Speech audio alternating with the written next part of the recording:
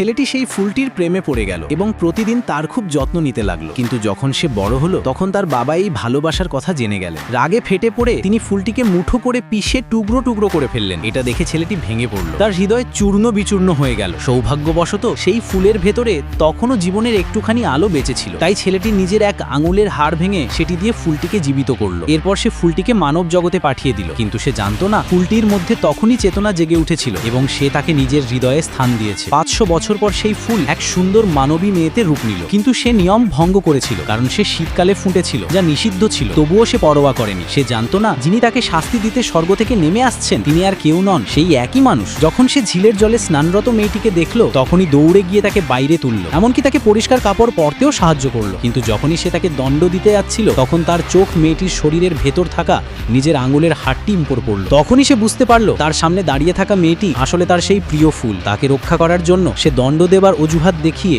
মেয়েটিকে সঙ্গে নিয়ে স্বর্গলোকে ফিরে গেল, কিন্তু সে জানতো না এটাই হতে যাচ্ছে তার জীবনের সবচেয়ে বড় অনুশোচনা।